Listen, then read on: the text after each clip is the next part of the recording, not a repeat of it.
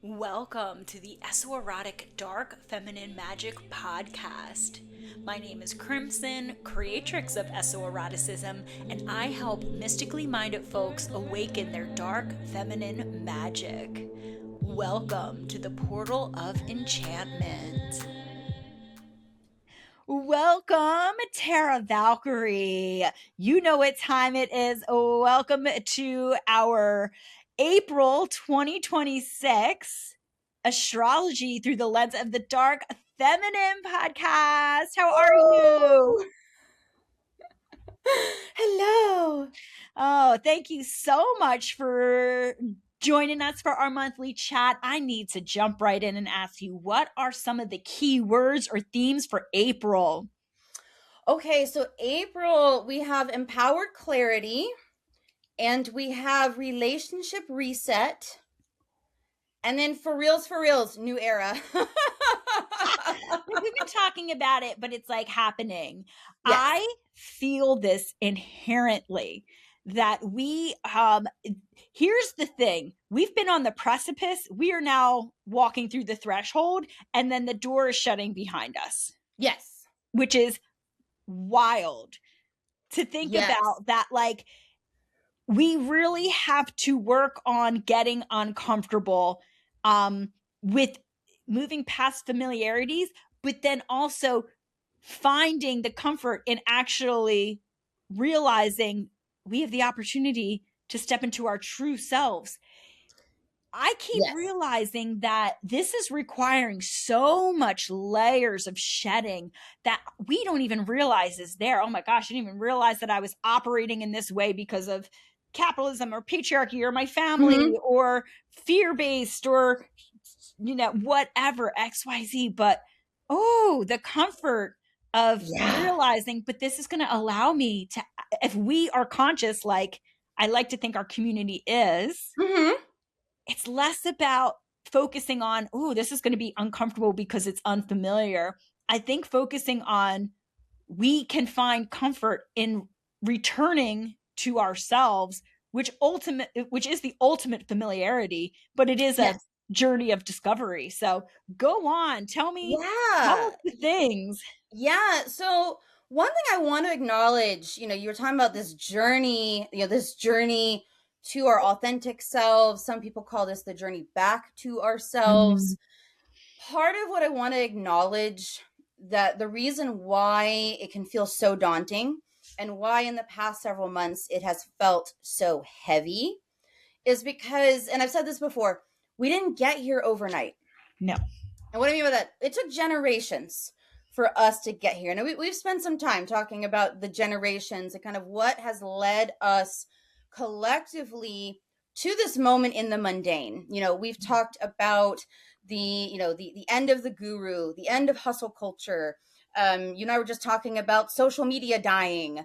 All of these things, and the other kind of saying that popped into mind when I was getting ready for this podcast, take it with a grain of salt and a shot of tequila.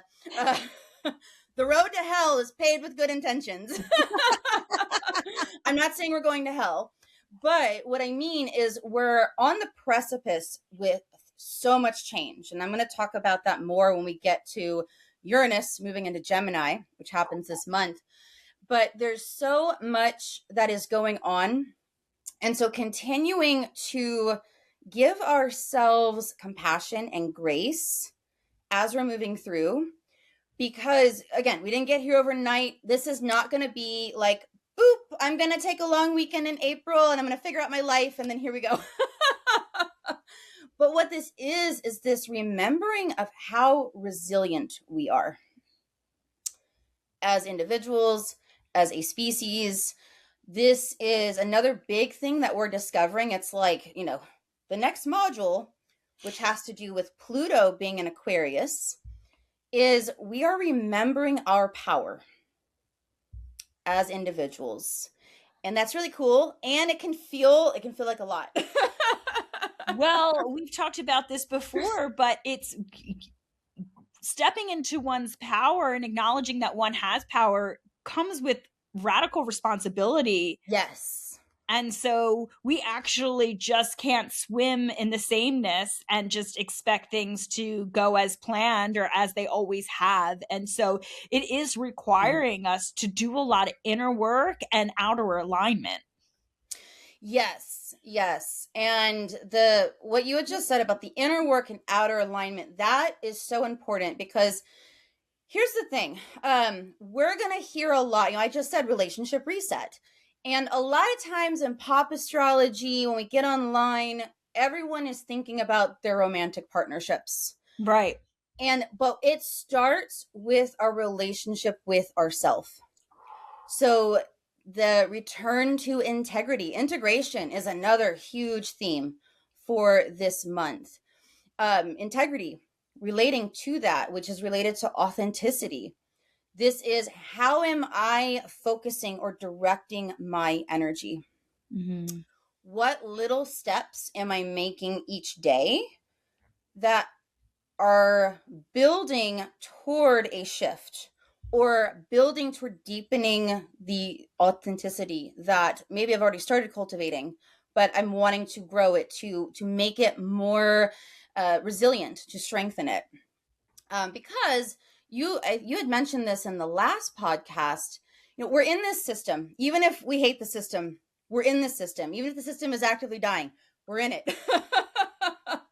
So we're still having to do, we're having to do the thing. I gotta, do the work so I can pay the bills, feed my kitties, whatever it might be, while recognizing like this isn't the best system.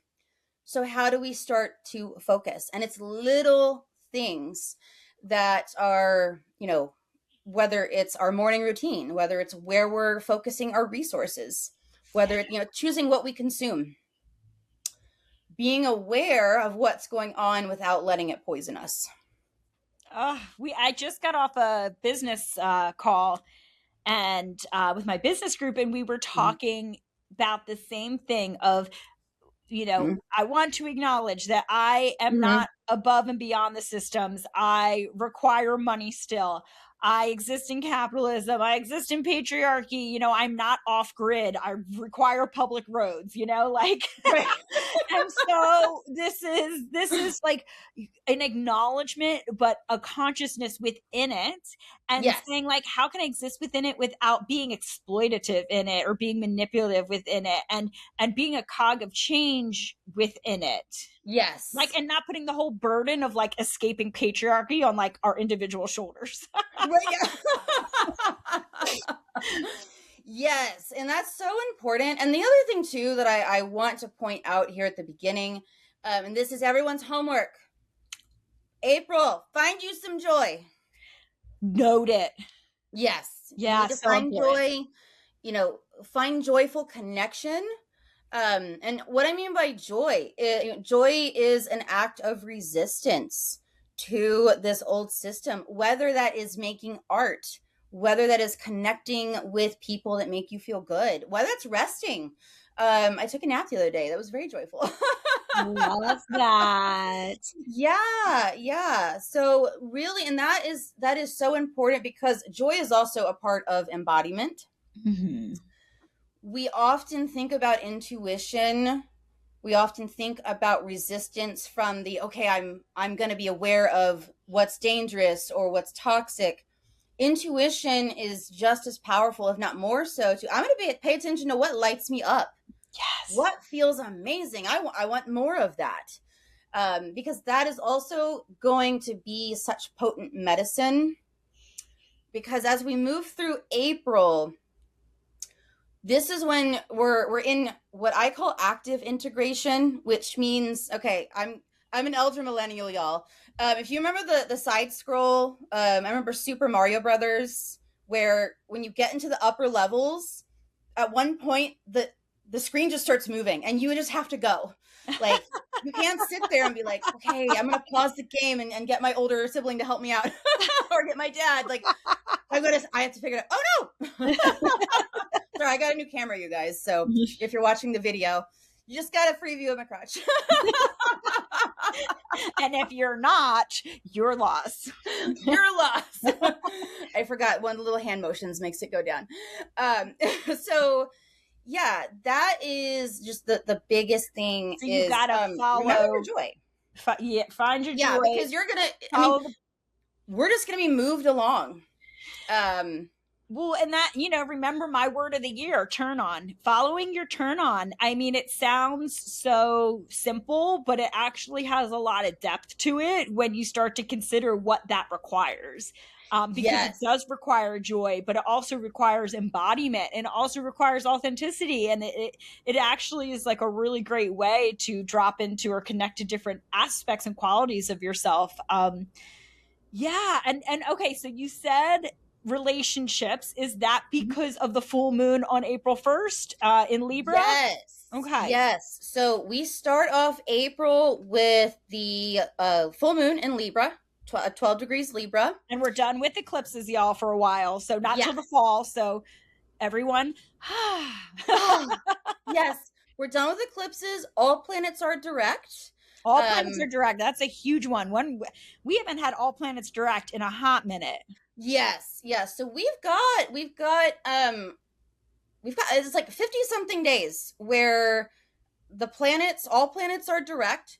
And all that means in kind of everyday terms is, when the planets are retrograde, that's our time to review things, reflect, pause. Now that they're direct, this is a great time to move things forward. And the cosmic energy is in our favor, meaning it doesn't have to be perfect. It doesn't even have to be done. Just do a thing. Just move forward one step even. And I'm saying that for all of the Virgo placements out there, the chronic, like, but it must be perfect. No. We're in Aries season. Aries doesn't give a shit about perfect. Yeah. Aries gives a shit about action.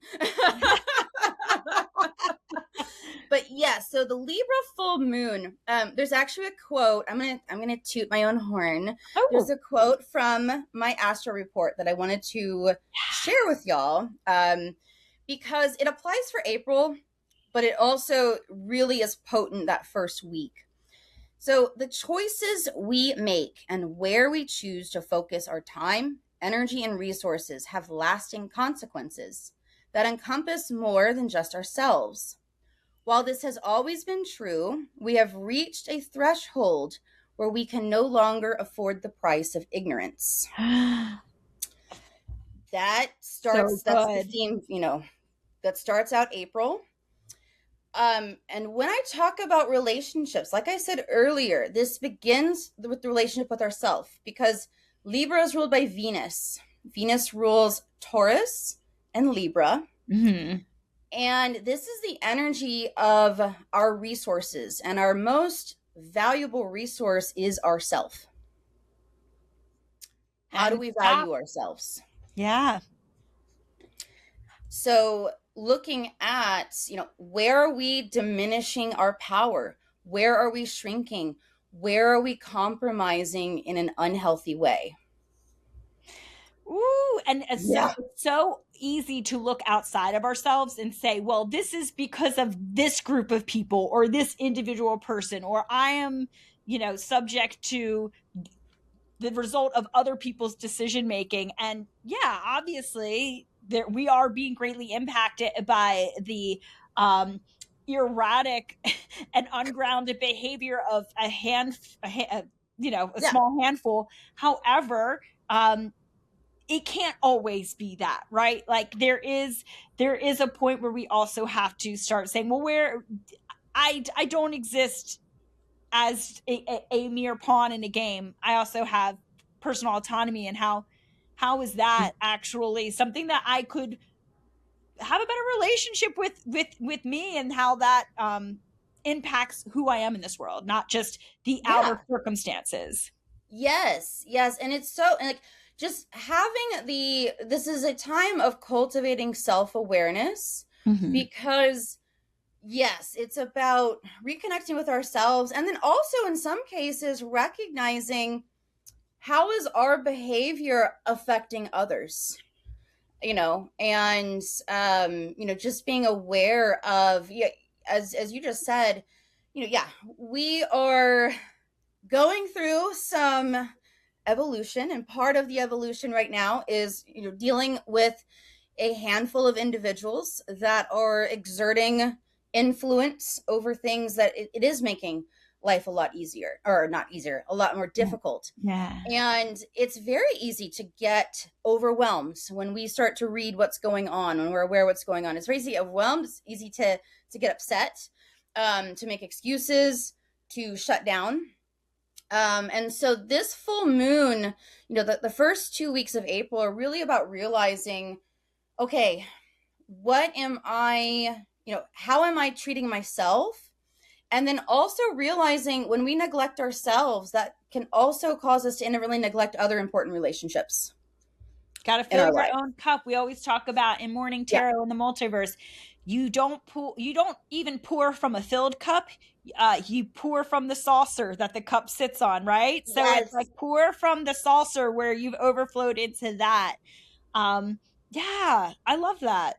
Yeah. Yeah. And it's a big, what's cool about April, Aries season. So Aries is ruled by Mars. Mm-hmm. Opposite from Aries is Libra. So we have Mars and Venus. So this is this beautiful interaction between action and alignment energy. Oh, don't talk about it, be about it. You had your quote from Tara Valkyrie. Mine was from Usher. Ah, don't talk I about love it, be that. I love that about I'm on par it. with Usher. Ah, So yeah, so that is, we start out with that. Then the other thing right after that, on April 3rd, we have Mercury in Pisces trining Jupiter in Cancer. oh, So a trine just means that's a harmonious aspect. That means that the two planet energies are vibing well, we love a good trine. right? Trines are awesome. Mercury is communication. In Mercury being in Pisces, that is a really heightened energy of intuition. That's what I was going to say because it's ideas and thoughts that Yes. lead to the communication as well. And Pisces is so spiritual. So it's like, Yeah. oh, I think that's a big, that is something talking about like we can always return to ourselves, returning to our intuition. Yes. And when it's trining Jupiter, so Jupiter's in Cancer, Pisces and Cancer, those are, two very potent intuitive mamas. They're just big, big, water energy, obviously, but very mystical energy. So picking up on things that we wouldn't arrive at with logic alone. And Jupiter, as y'all know, planet of expansion. So when we get Mercury and Jupiter together, if there is any vision that you have had that you're like, oh, this is a great idea, or I really want to do this, but it's kind of out there, this is that time, that first week of April, to take steps toward bringing that into reality, spending time with those ideas, that energy. Especially too, if you just kind of get one of those little intuitive hits where you're like, huh, I don't, that's interesting. I haven't thought about that. But if that it's pinging around, then pay attention to that. So it's like the things so that have been feel maybe a bit like that's unconventional or I've never done that before, but it feels right. It's saying take action on it and like follow that path. Yes, Okay. yes. And again, going back to relationships, if you've got trusted community, for example, I was talking with someone over the weekend where I was like, oh, I have this idea, but I've got to figure out how to renovate this garage space. I don't know what to do. They know people in construction, and they're just like, oh yeah, no, I let me help you with that. And so it was just one of those things that in passing I happened to connect with a friend and mentioned it. And so just paying attention, because a big thing also with April is the random moments are not random. Ah, there are no coincidences. Yes. Okay, Yes. that's interesting. What is causing that? So that is the direct motion of Mercury and Pisces now, which, Okay. by the way, the Oh, I post shadow for that goes until April 9th. And all that means is it's going back over. So anything that was kind of, confusing or you were reflecting on during the retrograde, we're kind of in that final wrap up of like, okay, we reflected on this. It's time to start taking action on it. So Yeah. that's, the Mercury interacting with Jupiter. The other thing that's going to help us moving forward is April 9th. Mars comes home to Aries. Oh, daddy's home, and daddy Daddy's loves home, yes. being home. Daddy was in the hot tub, and then now daddy's getting out. Yeah, so between now and then, Mars being in Pisces, this is, these final few weeks of Mars in Pisces, this is a great time to really be listening to what's coming up, how our bodies are feeling, about ideas that we have, what we're doing. Because then when daddy comes home to Aries, when Mars enters Aries, that is straight action. That is striking the match. When I think of Mars in Aries, Mars is very happy in Aries. Mm-hmm. It is just do the fucking thing. Yes. Yes. Yeah. And so once that happens, we're really going to feel that primal push of go.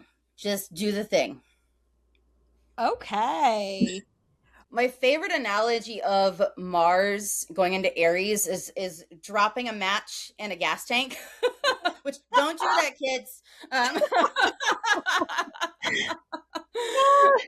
But it is just instinctual. One of my best friends has Mars in Aries, and I love it because when I am stalling into overthinking, she's like, "This is what we're doing," and I'm like, "Okay." Yeah, it feels like that fire horse energy that we were talking about. Like, I do feel like the fire horse has been like stuck in mud a little bit, and it's just about to be like freed. Yes. And one thing I'll say, because I know there's a couple of us, in our coven community and our listeners who are horse people. The beautiful thing is we're experiencing both sides. I mean, don't worry, horses contain multitudes, but where I think we started out, we were experiencing the more like cautious, observant, intuitive side of horses. Yeah. They are incredibly intelligent creatures, and they're very aware of subtleties. And then there's the other side, which is what we're about to experience, which is when they decide it is time to go, there is no stopping. It is out the gate. Which, when we think about that, what a gift the first part of this year has been. Yeah. Which us being forced to really establish what we don't like, things that have not been working out are things that we should potentially think about. I don't want to say walk away from and just give up on, but like maybe get a more clarity around, or saying, is this something that is really a direction I want to be heading? The relationship with yourself, even. Yeah. Is this the way I want to move forward, and how I'm standing in my boundaries, my standards, my energetic output? So, even though it may have felt frustrating, I mean, I can speak personally, it has been a very frustrating year so far. However, I'm thinking that with Mercury going direct and all the things happening at this time, that we should really, by the 9th, have be at a different point in our clarity of self and how we really are wanting to move forward and engage with the world. And that's what that gift of like 3 months of stuckness granted us. Yes. And I know a lot of people are like, oh, we don't always have to go. And it's like, but we got 3 months of kind of stillness and reflection. And so use the rest of this time to serve us, because the energy is now, okay, we do have to move. And I will quote something that is actually in the multiverse workbook for April. It's along the lines of, don't confuse standing at the threshold for the work. Ooh. Yeah, like the dream is not the embodiment. That liminal existence is not the actual embodying your new truth, because it can be very seductive and it can feel very romantic to be in this liminal space where we have been, where it's like I don't actually have to do the thing, but the clarity's arising, and I have been shedding, and it can feel like, oh my gosh, like you said, like that clarity's emerging, but we really haven't been in that forward momentum yet, actually embodying it. And so Mm-hmm. remember that you actually, like when you walk through the threshold, then there's, Yeah. you have to keep going, like that video game screen you said. Yes, yes. And I have an embodiment practice or a mundane practice that I'm gonna give to y'all for free. Uh, but going along those lines, so one big thing I love that you were talking about, like standing at the threshold is not doing the work, because our brains love the threshold because they're like, yeah, but we're gonna do a cool thing. We're gonna do a cool thing. So the mundane practice is somewhere that is familiar to you, go a different way. Whether you're walking your dog, you're driving a different way to the grocery store, and pay attention to what happens in your body. And it is fascinating because you will get feelings of, ooh, I don't know, even though your brain logically is like, we're still in our neighborhood. We're literally going just in a like, but try to pick a route that you either normally don't go often or that you've never been before, even though you know the end, where the end is going, and just notice what occurs in your body. And the reason for that is that's going to help you familiarize yourself when you're starting to step off the threshold. You will absolutely get signals. They're like, oh no, go back. Or, oh no, we got to rest. Or, oh no, we got to stop. Because that is our natural body signal. Our brain is trying to keep us alive, and we're going into unknown territory. This is unfamiliar, so it must inherently be unsafe. Exactly. Exactly. It must be bad because we don't know what's going to happen. So it's another thing. If you've had siblings, one thing my brother and I used to do to each other is we would like have a box with something inside of it, and we try to get each other to stick our hand in the box. And okay, each time it was nothing horrible, but like just the unknown of like what is in this box. I know, it was weird. I love that. So again, that same kind of nervous feeling. And the thing to remember is with Aries energy, you know, with the moving forward, you don't have to have it all figured out. This is not saying, okay, you had 3 months, you should have everything figured out and begin to follow this plan. It just means get started. And that is, I think, the secret to it all is that, and I think as the older you get, the more you realize no one knows what the fuck they're doing. No. I mean, and so once you realize that, it gives you permission to just start and to just head, you know, our archetype for March was the intuitive wayfinder. And the reason for that was because we were supposed to use our intuition this month to start pointing us in the general direction. Yes. And it didn't say the end finder, like it's the wayfinder. And so we don't know the end result because we haven't walked the path yet. We are co-creators. There is not, and this is not, we do not exist in a reality that has already been written. We are authoring it as we co-create, as we make decisions, as we move forward. So don't think about you're going to make the wrong choice and then you're going to end on the wrong path. There's always course correction, but you have to figure out which direction to go and start finding familiarity within it to be redirected. Yes. And that's, you know, I think that for April, that's the biggest challenge.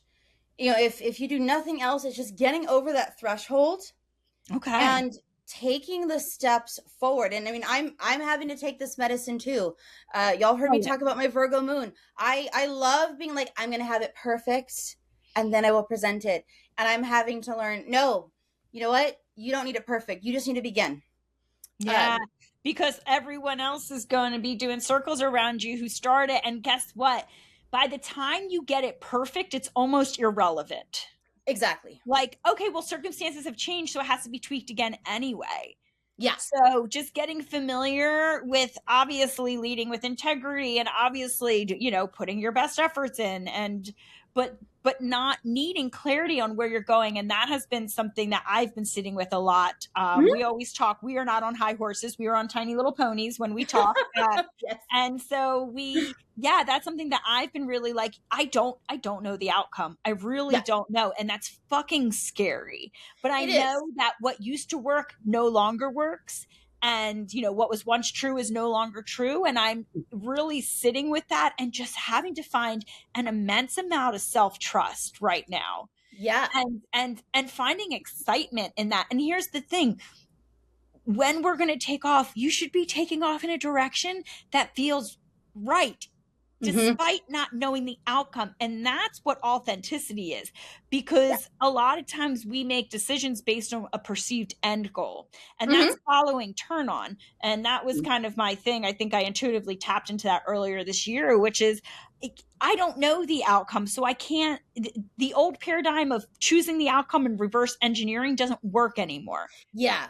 Because those paths are no longer going to exist by the time you get to them. And so instead, it is follow your turn on, trust your intuition, and know that as long as you are living authentically and obviously being smart and not careless and not self-abandon, but you trusting that you have a lot of inner wisdom from your life experience. I'm not telling this advice to a toddler who's going to go like, go like play in a drawer of knives. Like, obviously go play with some knives, kid. This is a podcast for adults who have, a little lived experience, but we just have to trust that we don't know the outcome yet, but that intuition, that turn on, that living in alignment with one's authentic truth and values is what we can do. Yes. And that is, that leads us, we have Mars and enters Aries on the 9th. And that, what you were just describing, that leads us into the Aries new moon on the 17th. Oh, I hear that's a good one. That's a good one. That's a good one. And again, so that one's at like 28 degrees Aries. So once again, late degree, we're into the anaretic degree, which just means it's time to do the thing.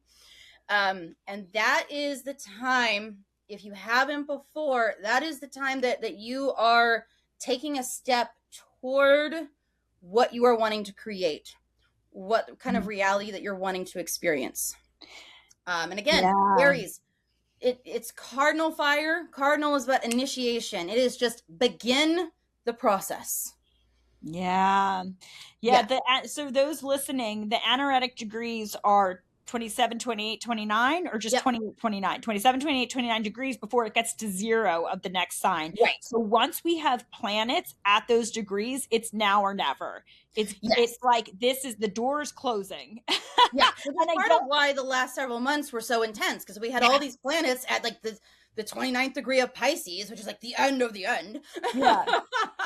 And it doesn't mean, oh, I missed out. It means like, you're listening to this, you now have this wisdom that it's a not drag your feet energy. And it is to me, when we don't follow the energetic inclinations, that's when shit happens that are beyond our control. Do you want to be the one kind of in control of your direction, or do you want to be dragged? Yeah. Yes. And that's a great way of looking at it, because no one's getting left behind. We're all getting brought along. But if you're fighting this new energy, and there's very visible examples of people that are fighting the energy, they're gonna find, starting the next few months, that they're gonna be dragged. Like they're gonna be dragged into the new era. Yeah. But and then I think what's also really interesting about this Aries new moon, so, and we've had this succession of several new moons that occur at this late degree, between 27 and 29. So we have the Aries new moon on the 17th. Then on April 19th, Taurus season begins. So what's really interesting is, I was just talking about Aries, which is, light the match, drop it in the gas tank, go, don't think. And then Taurus is ruled by Venus. Taurus is like, excuse me, do not rush me. Do you know who I am? Like, I am in the middle of my rose petal bath. Call me back later. Yeah. I have to let my face mask soak in, and then I can jump in the revolution. Okay. But the beautiful thing about this is we have this ignition energy that we're in now. We go into the Aries new moon, then we go into Taurus season, and Taurus is about presence, embodied presence. So it's harnessing Aries with Taurus, which is always interesting, but it's that primal, just move forward energy and harness the presence, as in find pleasure in what you are doing. The paradigm of, hustle culture, you have to, this very austere, you have to be busting your ass, that's not actually going to work anymore. Ooh, I love that idea of like, what does Aries energy look like when it is? So, this is so funny because we were talking about this again in that business call I just jumped off of. And it was, how does it look like when you aren't hustle, chasing, screaming? How does it look like when you are in like such fire, but it's seductive and it's alluring and it is mysterious because it's so rooted in itself that it's like moth to the flame. Yes. And that really feels like an Aries and Taurus combination there. That's a great way of describing it. Taurus is like the sensual of the earth signs, you know? And so I really like this idea of like, how do we allow our fire to root us? But instead of allowing it to burn us, we allow it to like radiate so that it is almost like it's like a seductive beacon that just we don't have to burn out. It sustains us in a very like it smolders us. Yeah, I really like that. Yes. It reminds me, so one of my pleasures, part of how I'm I used to be in the habit of, I'd wake up, I'd grab my phone, I would start checking email, blah blah blah. Now what I do, kind of my detox off of that, is I have a couple of ASMR videos that I'll watch in the morning, just as I'm making coffee. That's one of them but is go on. This. Yeah, exactly. I do not know how people listen to that, but go on. Yes. So this one, they're making incense and they're harvesting things from the forest, and the video's sped up, of course, but the thing is they're making this incense and they're enjoying the textures, the aromas, everything. And that's Taurus season, is you are enjoying whatever it is you're doing, and you're taking whatever has lit you up in Aries season, you are being present with that, and you are finding your pleasure in that. That is what Taurus season's about. It reminds me of like, oh my gosh, I have this new creative idea. And it's like, oh, I want to go do this creative thing. But it's like, okay, I'm going to create, maybe it's writing your book or whatever, right? But it's like, I have incense going and I have a really nice tea and I have some like whatever, vibey, non-distracting music in the background. And it's like, I'm doing the thing, but in a very pleasurable way. Or like, I'm wanting to make new friends. And instead of like just trying to like find people in chat rooms or whatever, I'm going out on like a nature hike. And then I'm just like talking to people on my nature hike. And like, it's like, how do we do it in a way that's embodied, that keeps us in like a state of sensual presence versus what I think we've been conditioned to do, which is like logically try to figure it out and logically force through. Yes, we have been highly conditioned in logic and efficiency. Mm-hmm. And shifting toward finding pleasure. And it can be tiny little things. Like, for example, the other day I was sitting in my car and I was making a list. And then I realized it'd be more pleasurable if I sat on the park bench next to my car in the sunshine. Mm-hmm. It's very simple, and it's because it's recognizing where can you find the pleasure in your reality right now. Yeah. And there's little little cultivations of that pleasure, and that's harnessing the Taurus with the Aries.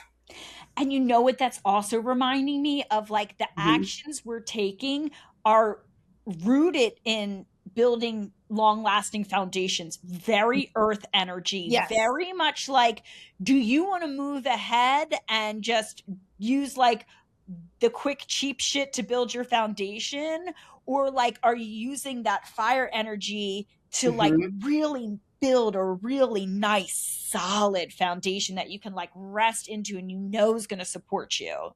Yes, yes. And that's the thing is recognizing, another thing that was coming up when I was researching April is the D word that makes us nervous. Discipline. Oh no. What did y'all think I was gonna say? And then the other D word that I love more is devotion. And that is another big thing that, looking at where do we want to devote ourselves? Yeah. Because whatever it is we are creating, and this is exactly why we don't need to worry about having it all figured out. We just need to get it started because it's going to take a while.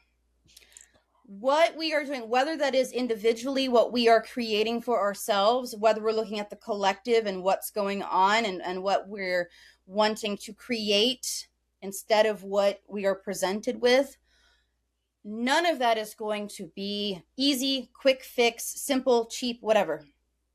It is not going to be easy, and it is going to be so worth it. I keep getting this clarity that this is not the year where things, even though it's takeoff energy, Sure, it's yeah. not the year where what we put our efforts into take off. This is the year that is, but this is more important than that. And Yeah. so even we have been really conditioned into like quick, Mhm. make a quick buck, Yep. have instant results, immediate gratification. This is not that kind of energy. That's not this kind of year. In fact, that's not this new paradigm that we're stepping No. into. So anyone who's trying to sell you on some snake oil that this will Mhm. fix anything and you will have immediate results is not listening to our astro reports. And so Right. this is truly the year where we are instead like doing the work, though. That fire energy, think of it as passion to build something that you want to live within. Yes. Yes. And anything with the earth sign, so Taurus, Virgo, Capricorn, it is creating legacy. Mm-hmm. So this is long term. And again, one other reason I love Taurus is wanting luxury and legacy. Yeah. Um, not to pick on Virgo or Capricorn, but they need Taurus with them. Because Taurus reminds us, like, enjoy the process, Yeah. enjoy the journey. And also it's reminding us that security, we've also been conditioned that security is a number.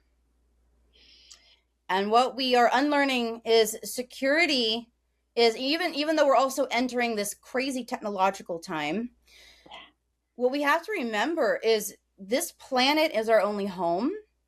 Our reality, we there I'm gonna get into the technology shit in a minute. Oh, we going Uranus and Gemini and a We're hot. going. But this season reminds us, like, we are creatures in a physical body. Yeah. We have a physical reality that we still need to maintain and care for, and there is so much pleasure and security and joy to be had. within Mm-hmm. this. We are still caretakers of this.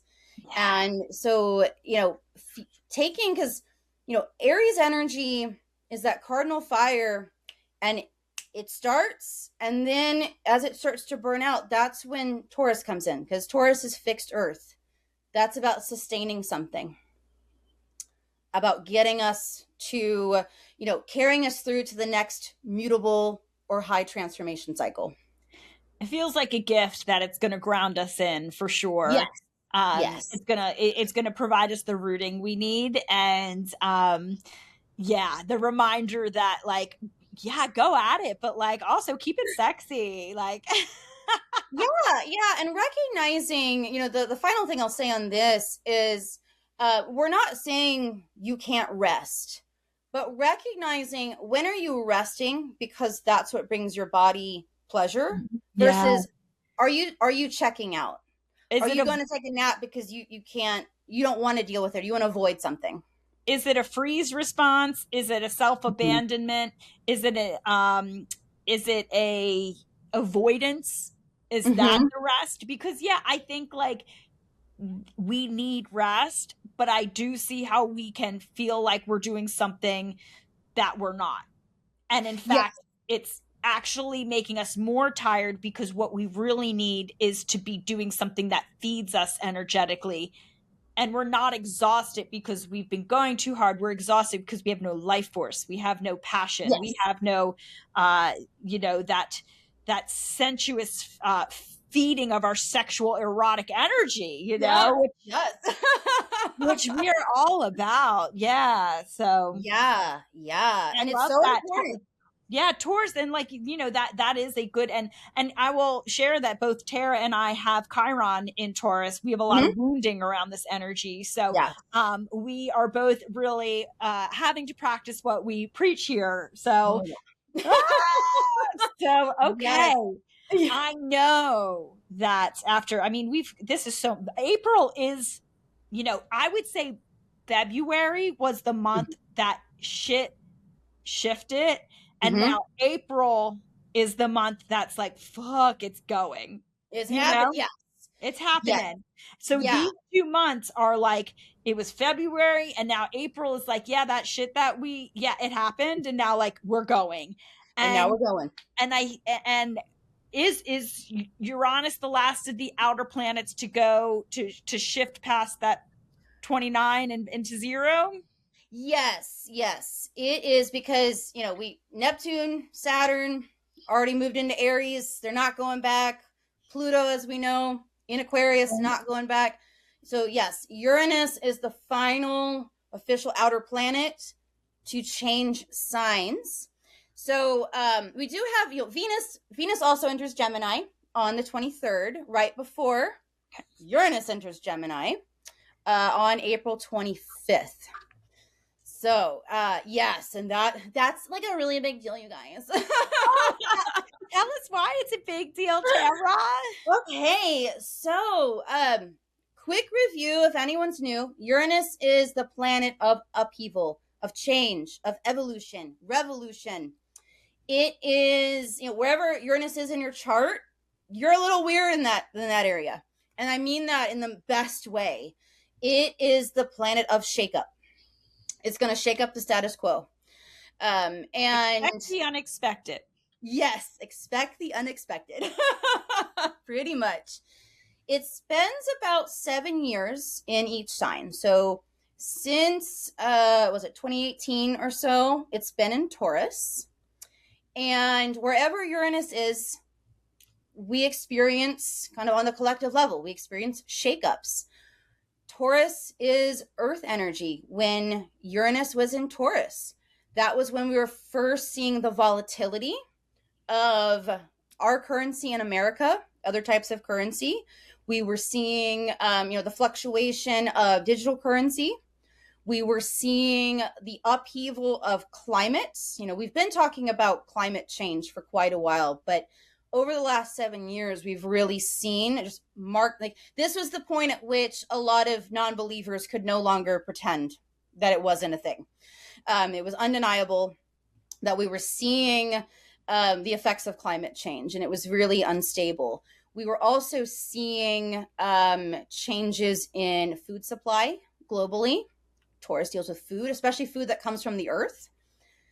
We also were seeing, unfortunately, upheaval around the feminine. Roe v. Wade being overturned. We're seeing continued issues around the way feminine presenting bodies are treated versus masculine presented bodies. So yeah, that's, just kind of the quick rundown of what we experienced with Uranus moving through Taurus. Yeah. We also think about how the luxury market, you think about how we've really gone through a journey of like what luxury means. Yes. Yeah. Oh, another cool thing that I noticed with Uranus and Taurus, and you're in this group, I'm in this group.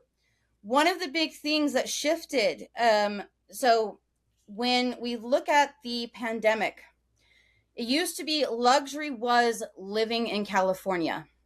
You had made it, even if you had a tiny little apartment in LA, you lived in Los Angeles, and that was amazing. Now what we're seeing is, what we saw over the course of Uranus moving through Taurus is a lot of people recognized what feels secure to me is not this, high-paying job in LA where I'm living in this little apartment. It's living on land, having space, having physical property, like physical dirt that I can dig in and plant stuff in and build on. So maybe it's not so much the number in the bank, it's I have this physical representation of what I view as either luxury or security or legacy. Ooh, that's like a redefinition of what really is of value, because yes. Yeah. Okay. It's so true. It's so true. It used to be like a job title, or it used to be a status symbol, and now it really is like a more earthy, tangible. Yeah, I knew so many people that were either whether it was, we saw the mass migration from the West Coast and the East Coast to Texas. Then there were the migrations out of Texas to other areas of the country, but all of that was driven by this desire to have land. Isn't that funny? And we both, purchased property, lands. We're landowners. Yeah. So we now have Uranus moving from fixed Earth into mutable air, into Gemini. Now, there have been, you can get online. There are all kinds of predictions, everything. One notable thing that's very real world and very Uranus about to go into Gemini. If y'all saw the little bit with Melania introducing the robot, yeah. Unfortunately, yes. Yeah. That is textbook Uranus in Gemini, Pluto in Aquarius. Because I'm gonna get nerdy for a second. Gemini rules early childhood education, our early environments, kind of rote knowledge. So think about elementary school, whatever, your basic math, your spelling, all of that. Okay. They were debuting this robot as an educational tool.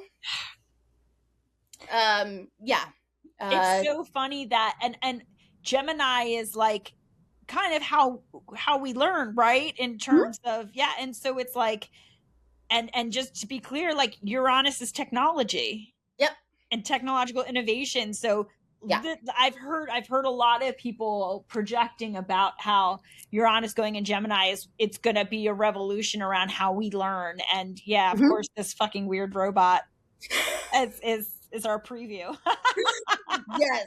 Yes. And we are, and the other thing you can look at, because Uranus, when you go back through and look at Uranus takes 84 years to do a complete revolution. So you can go back 84 years and look at what was going on at that time. And that was another big technological revolution. And you just keep going back like throughout history. And so we are on this. I know we've already kind of been inundated. Every organization has an AI helper. Mm-hmm. That's kind of been like the harbinger of Uranus and Gemini. What we are going to experience is this, once it hits, it's this, and it's, Gemini's air. Air energy moves very, very quickly. Air and fire is when we see a lot of, and the energies of this year are a lot of air and fire. So what we may see is this huge uptick, this huge explosion in technology, the use of robotics, the use of AI.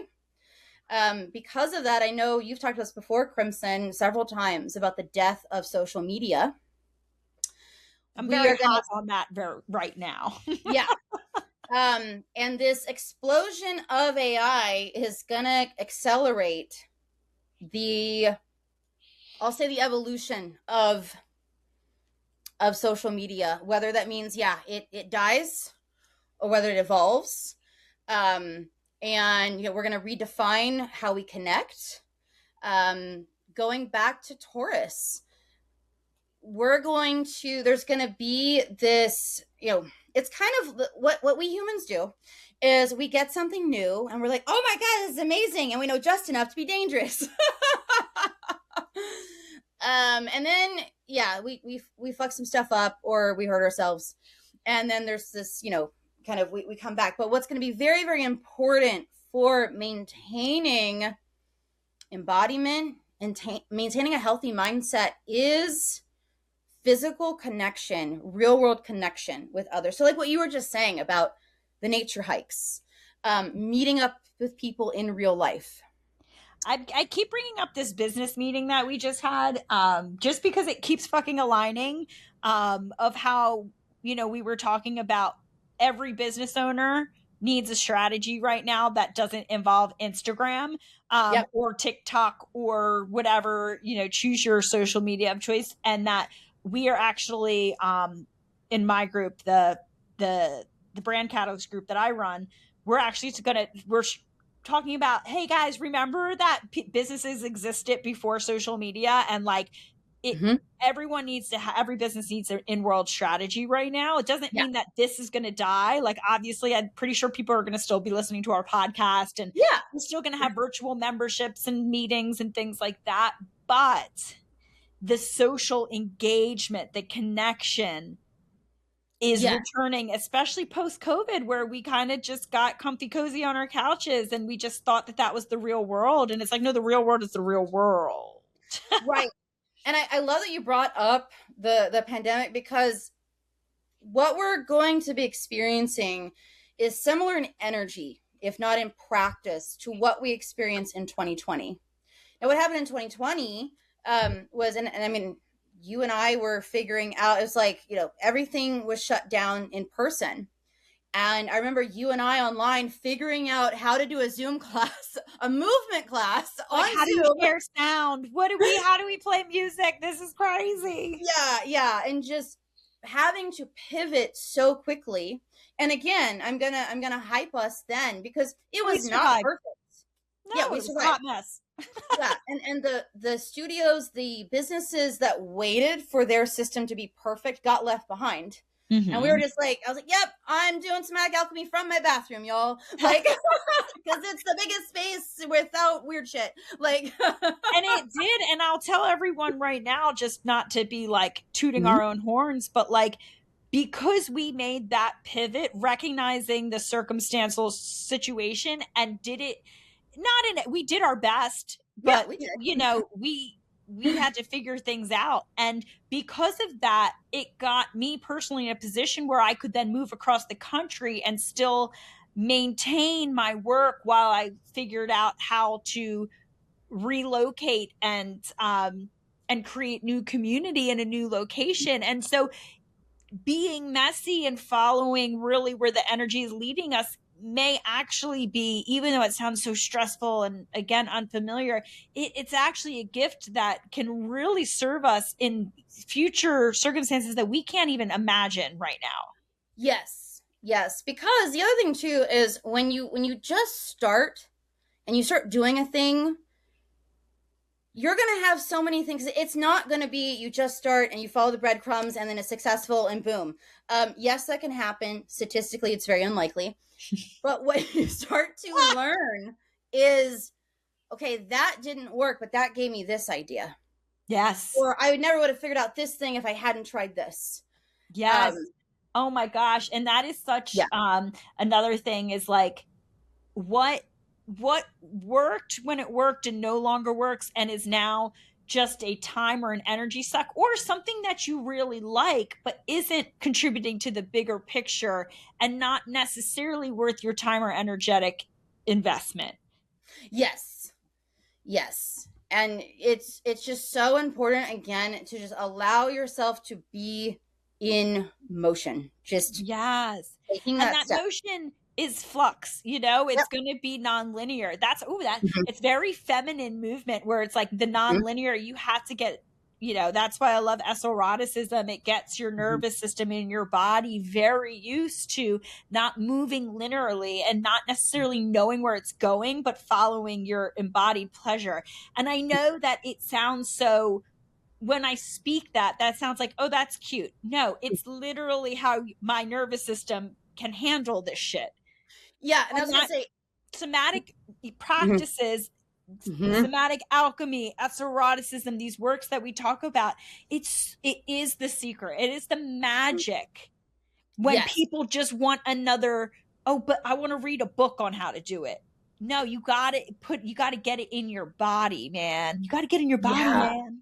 you got to vibe it in your body, man. Because, and that also, it again, to echo what you said, it's just us being cute, and it's not just a manifestation practice. It will become, in this time period of the next 7 years, because Uranus is in Gemini until 2033. It's gonna get wild, you guys. Yeah, so tell us what are we thinking? What is this lending itself to? First off, you need embodiment as a survival tool, because the shadow side, the dark side of Uranus and Gemini is we are at risk of seeing a heightened instance of cognitive issues, because the Uranus in our body also rules our nervous system, our electrical system.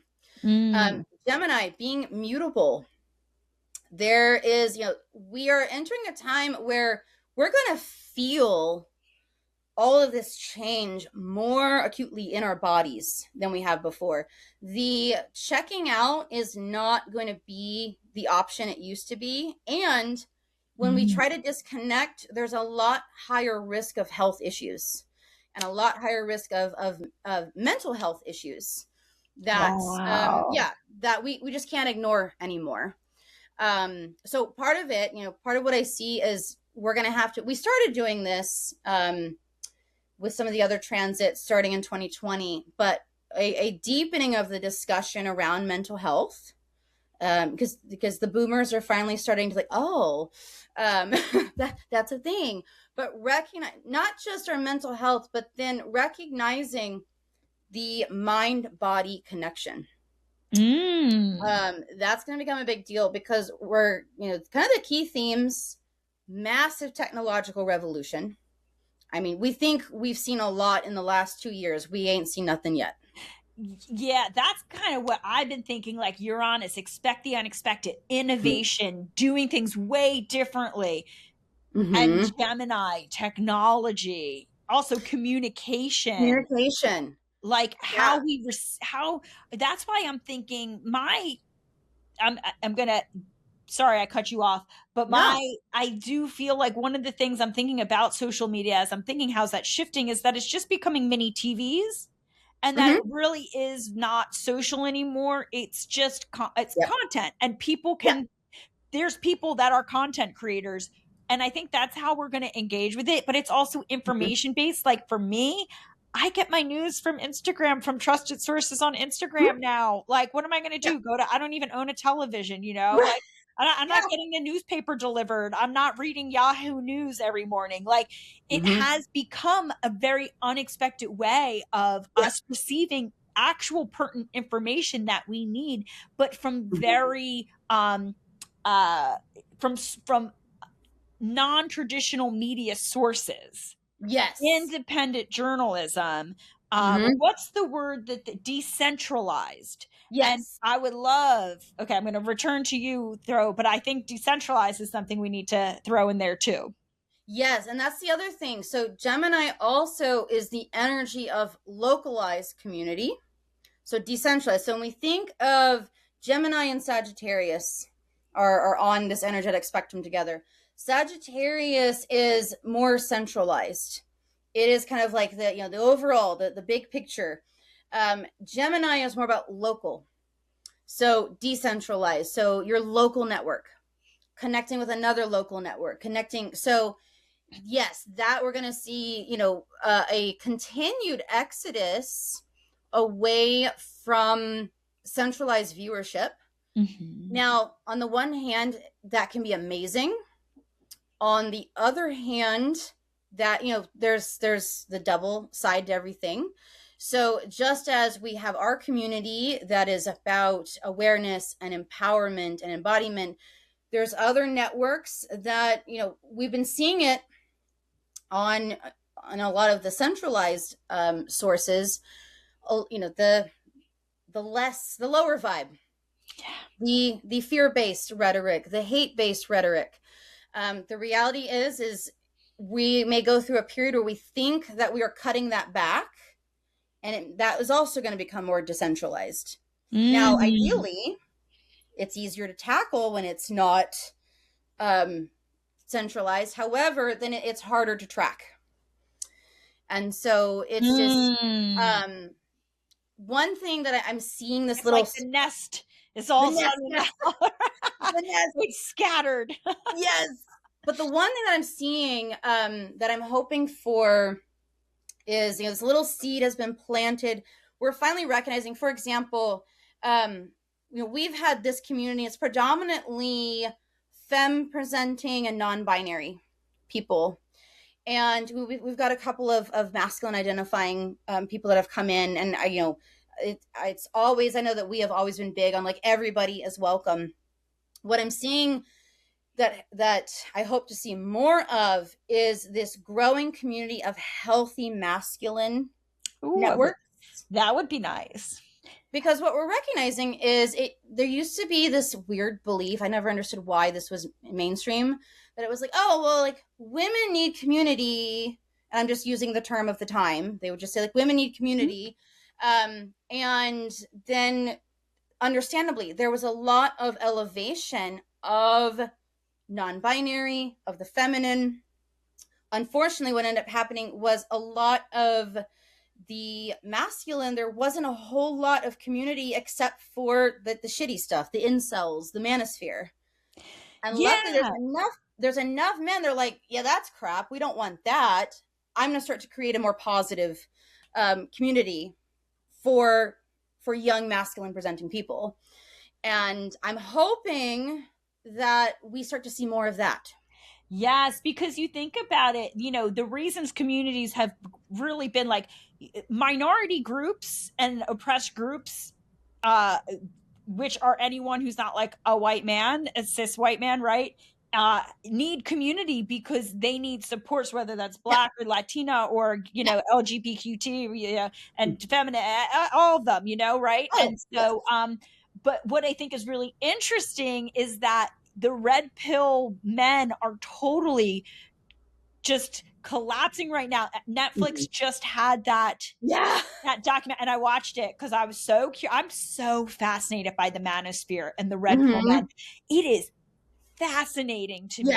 And you keep seeing all of this toxic masculinity really coming to the surface and people calling it out.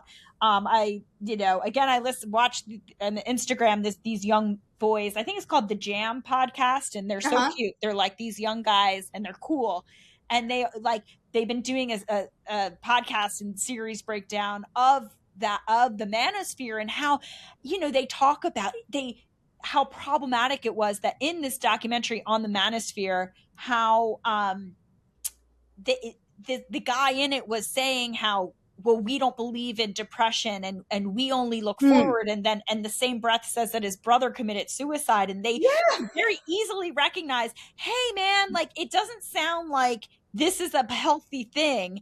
And that this group of dudes, these young cool dudes, were like, no, like this is the problem with men, is like we need to be told that we can have emotions and everything. And so I love that, like, really these people are starting to we're having conversations of like, this is a problem and we need some healthy conversation and acceptance, and not these binary roles of, I'm a man, I provide, I eat liver, I work out, I go to the gym, I provide, and blah blah blah. Like, and then we've been seeing too this uptick of men calling out other men for poor behavior, and standing up for women and the LGBTQ community, like recognizing that we're all humans on this planet, and we have universal struggle and we have unique struggle, but we need to start speaking up for each other. There's I see decentralized communities, but then greater connection between those. Well, we started off this podcast talking about how so many of what we're seeing happening in the world are decisions made by such a small handful of people. And I think what a lesson we're learning is that there is a problem in centralizing power to such a small minority group of people, and that really we need to look at other structures where something like this can't happen, because a small few, even though it feels really easy and organizable in our head, well, we have a president and then we have these people and then they make the decision for everyone because they were voted. It's like we're so much more nuanced than that. And what I think is like emerging in the decentralization is like realizing, well, we can care better for the greater good when it's we're not putting so few people in charge of so many. Yes. And it's a problem with the billionaires. Again, the centralization of a majority of our resources in the hands of so few people. There was also, did you see that video circulating of that billionaire he was being interviewed and they asked him about self-reflection, and he like very proudly was like, I don't self-reflect. And I got it. Oh my goodness. It was terrible. I can't remember the guy's name, but he was so proud, like saying that like self-reflection is a construct that emerged in the early 20th century. Like there was not an enlightenment, like there weren't ancient philosophers, like like this man just so very proud-chested, stating complete lies and being so proud that he doesn't look within. And it makes you think, well, yeah, it takes those qualities probably to become a billionaire, to get to that place, and this is not something you should be proud of, sir. And but like it almost requires that level of lacking in humanity to get to a point to centralize so much power in one place. Yeah,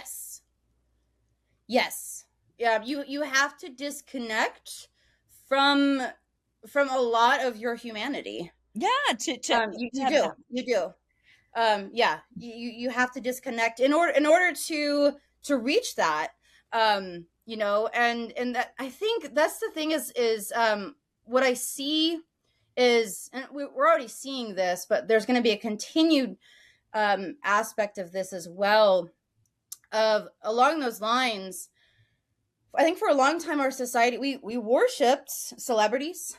We concluded billionaires in that. I mean, absolutely. They must be smart. They must be smart. They must be, better than we are if they're going to amass all that money. And I love these interviews because each time I either see that they are like, what I love is I'm blanking on her name. Mackenzie Scott, Jeff Bezos' ex-wife. Oh, I yeah. love all these articles that talk about how strange she is because she is donating hundreds of millions of dollars Yeah. because she has Yeah. figured it out. She's like, and I remember, people were confused, like, well, she's not going to have any money. And it's like, no, she understands how this works. And having the stocks that she has, she's able to generate just like tens of millions of dollars an hour. And then she's donating it. And I found it interesting that she is considered just so strange. To not want to just hoard. Yeah. Because there's been scientific studies that say once you make over a certain amount of money, we Mhm. know that there's like the $72,000 or $75,000 mark where people Right. find like that happiness level because they Yep. can afford everything. I'm sure that number has changed with all the inflation recently, but Sure. that's a little old. But follow me here. But they've done studies that once you get over a certain amount, it was something like hundreds of thousands or million or something, you Mhm. actually go back to a Yep. sense of lack, and Yes. all of a sudden you don't feel like you have enough. And isn't that so funny? And now Mhm. and I think we see that represented, and it's yeah, it's crazy. Yeah, yeah. And so I look forward to yeah, just this continued death of celebrity worship. Yes. Um Like literally, and who cares? I'm not buying this perfume because Keira right. Knightley is in a Right. ball gown running Yeah. down some arched hallway. Like, the fuck? Why has Yeah. that worked for so long? Who cares? Right. Right. And so yeah, so I see that. I also just see, and that has to do with like the social rewiring that Yeah. we're going to experience, and then the mental rewiring, which is just kind of like we're going to view success differently. We're going to be going through kind of like what I was talking about, this phenomenon when Uranus was in Taurus, where now, I mean, the dream, the dream was like, instead of I want a mansion in California, it's I want land. I want land in Appalachia, or I want land out in Texas, or land in Montana. Well, and you Um, think about, because it was in Aries before that, so that would have been like personal, oh like, yeah, yeah, like egocentric. yeah, very egocentric. That was when there was all the music about being a hustler, and like Yeah, I got to the top on my own, and like sure you did. yeah, sure you did. And then the other thing that I see with Uranus and Gemini is, and we're seeing it right now. So we're seeing kind of the crumbling. Are all of the airports, airlines? Oh my gosh. They were struggling before the current bullshit. But we're also going to see a restructuring of just transportation Yeah, in there general. was the trains became really popular during a Uranus and Gemini Yeah. transit. Yes.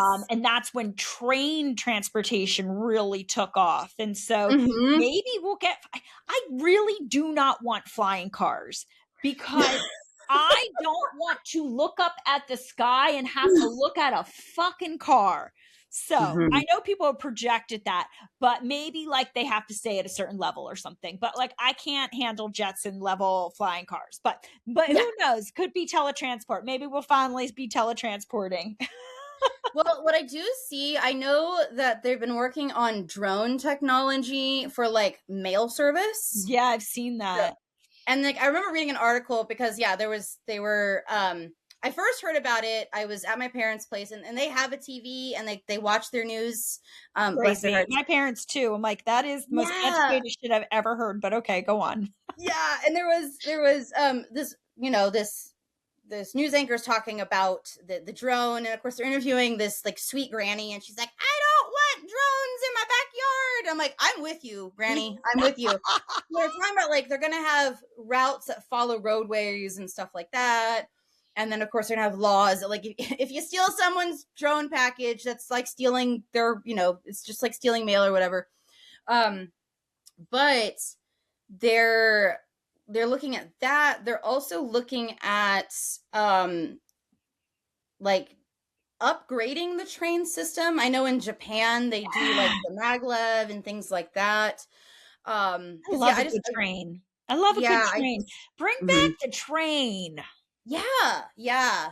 So I could see kind of a revival of the train system. I mean, the self-driving cars, probably something with that.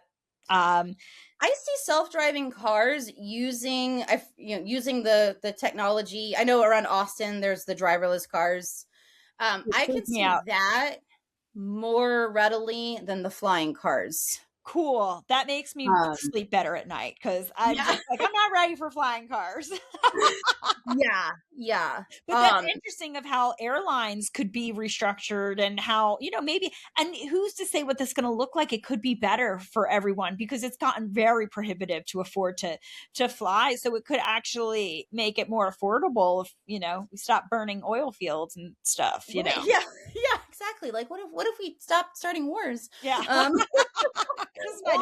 over areas where there's a lot of oil production. So I have to ask, because this is one thing that I've also been thinking about is, and when it comes to decentralizing, what are you thinking about financial systems? Because we're going from Taurus, physical, to Gemini, digital. And Uranus, very unexpected. We know that there's some kind of financial system thing happening, if anyone is on any level of conspiracy theory internet. So yes. So here's what's interesting, because you can get on the internet, and there is a range. There's obviously going to be a continued push for a completely digital currency. Yeah. No more physical currency. Doing that, there's obviously problems with that. Right. But that is going to be pushed more. The other thing I see too is our relationship with money and work changing. And this goes back to all this Aries energy with Neptune in Aries, with Saturn in Aries. There's a greater emphasis on the energy of money. Ooh. And what we are doing money's a resource, right? But what we are doing to cultivate that resource, and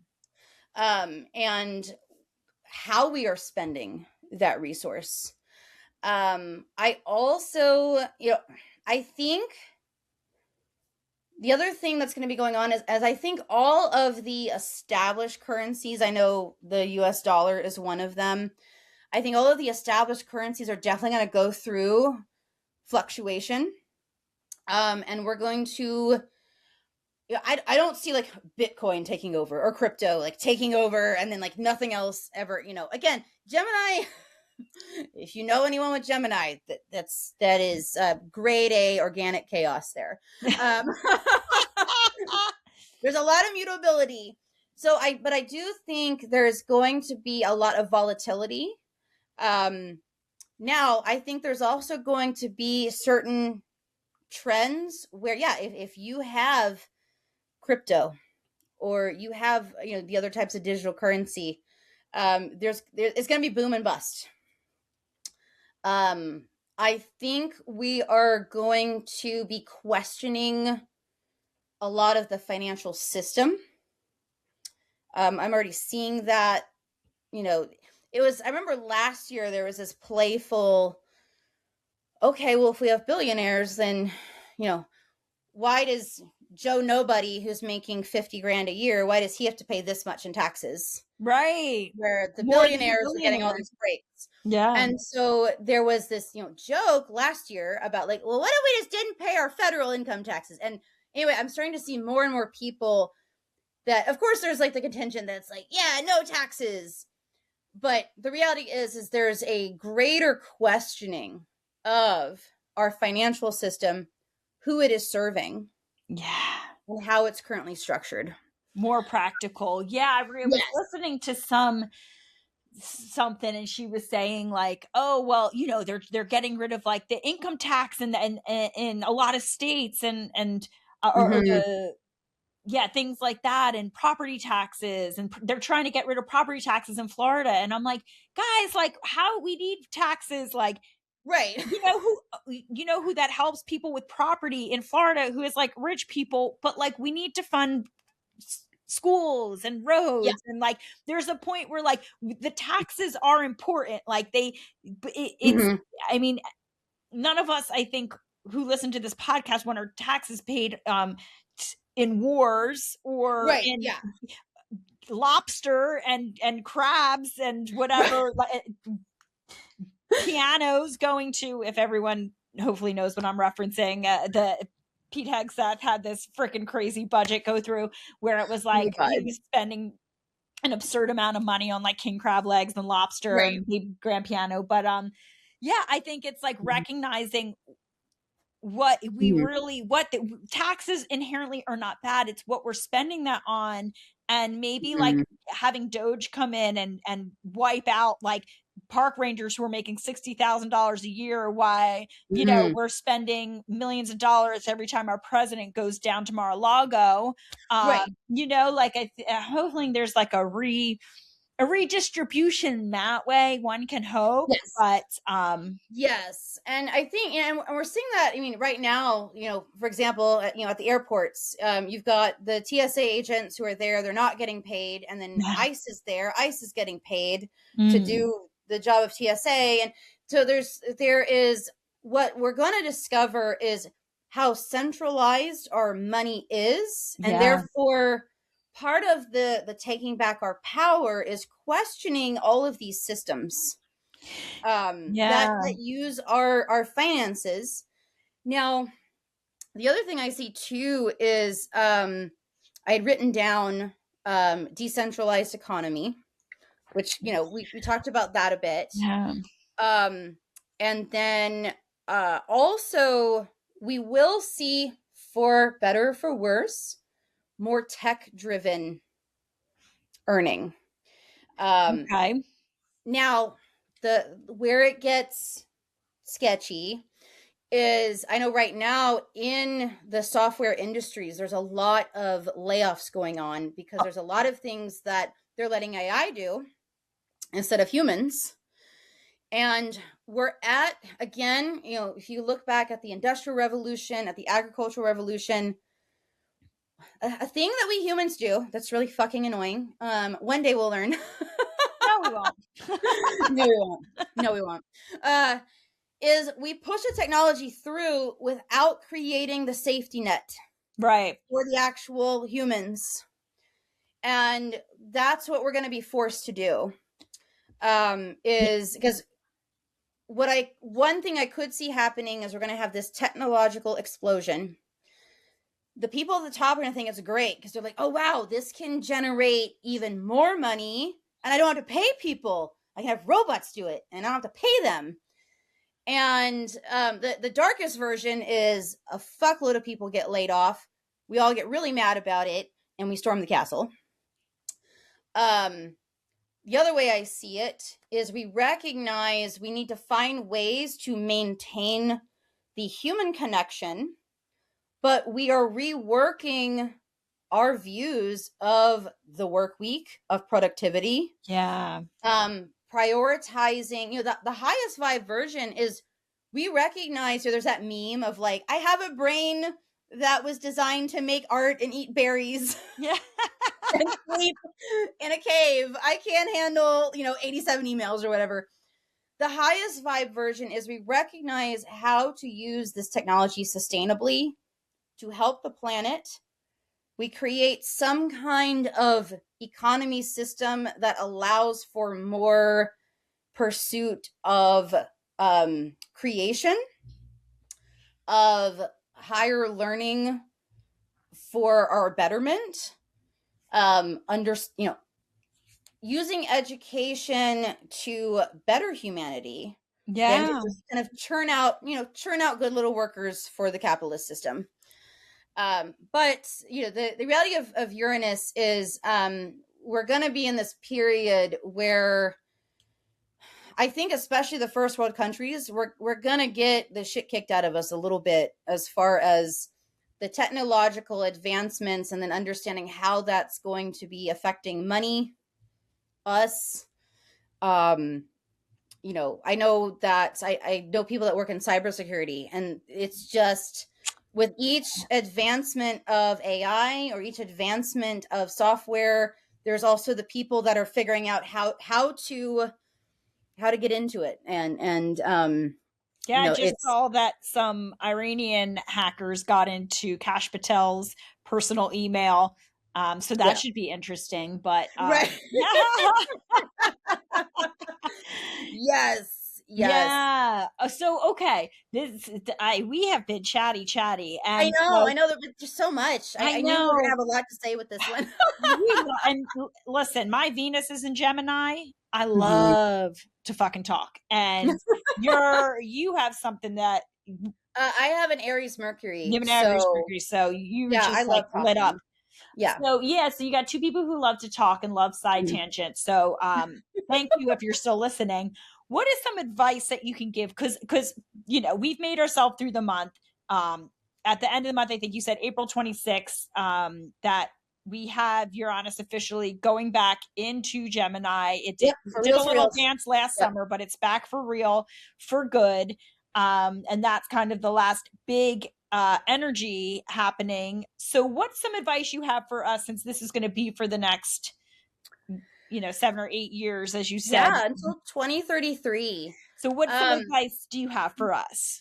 okay, so one, um, definitely, I'm gonna start with the basics. With this heightening technology, um, definitely I highly recommend like basic things like make sure you have a VPN on your home technology.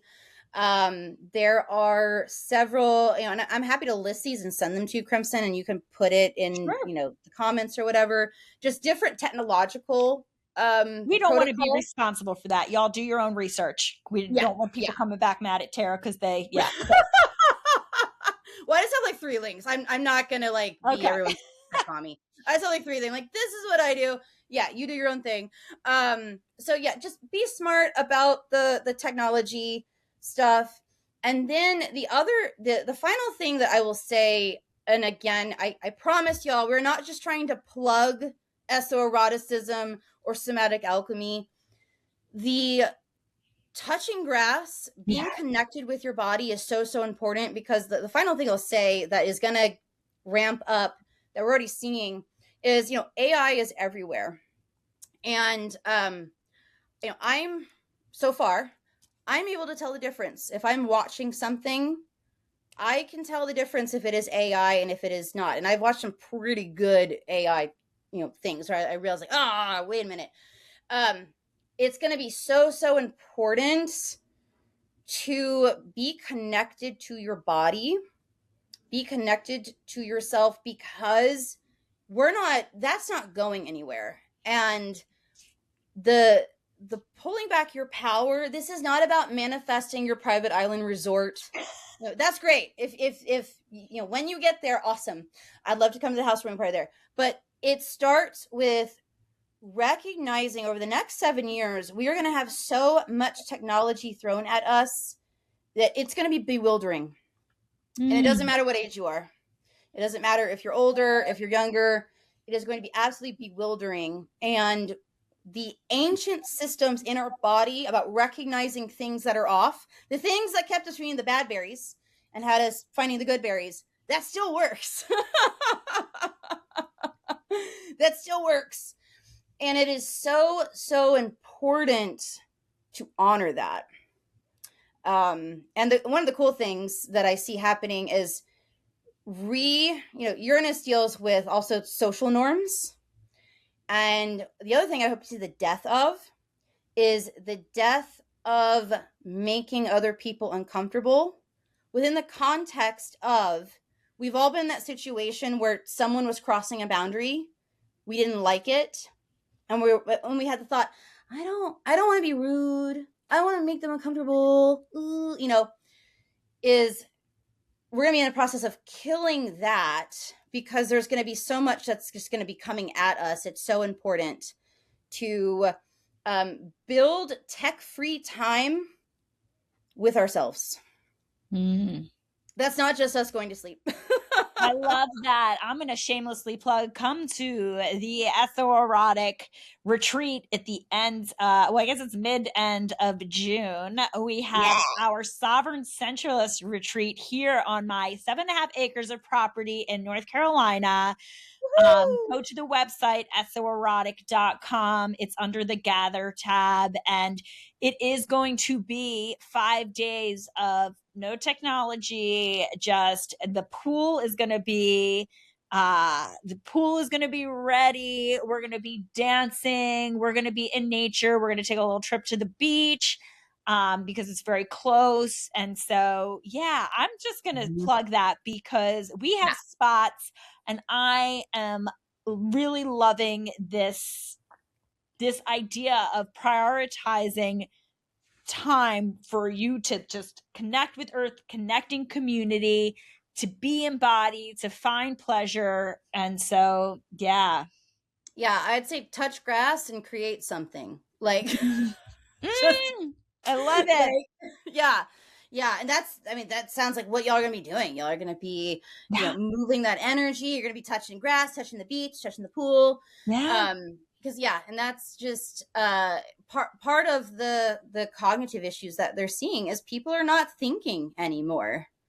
They're letting technology. Yeah, they're like, what's the headline of this subject of this email? Or like, how should I respond to this question that someone asked me? Yeah, it's like, we gotta, I love it, and I understand the irony of we are on technology right now. We both offer tech, we have our virtual membership and everything. What I love about our virtual membership is that it's meant to be experienced live.